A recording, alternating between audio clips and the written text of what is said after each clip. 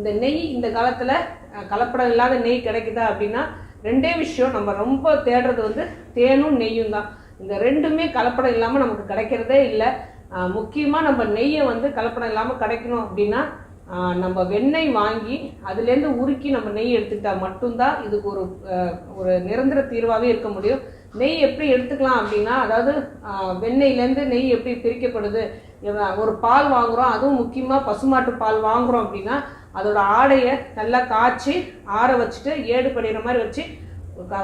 குறைஞ்சது ஒரு 4லேருந்து 8 மணி நேரம் ஃப்ரிட்ஜில் வச்சுட்டு அதுக்கப்புறம் அந்த ஆடையை கொஞ்சம் கொஞ்சமாக சேர்த்து ஃப்ரீசரில் வச்சு அதுக்கப்புறம் அதுலேருந்து வெண்ணெய் எடுத்து அதை உருக்கி நெய்யை எடுத்தால் மட்டும்தான் முற்றிலும் நமக்கு சுத்தமான ஒரு நெய் நமக்கு கிடைக்கும். இந்த மாதிரி நெய் நம்ம சாப்பிடும்போது குழந்தைகள்லேருந்து பெரியவங்க வரைக்கும் செரிமான சக்தி, அதாவது ஒரு எண்ணெய் சாப்பிட்டா நமக்கு செரிமான சக்தி இல்லை, நமக்கு வந்து நல்ல ஃபேட்டும் நமக்கு சேர்றதில்ல, எனர்ஜி கிடைக்கல அப்படின்னு சொல்கிறவங்களுக்கு நெய்யில்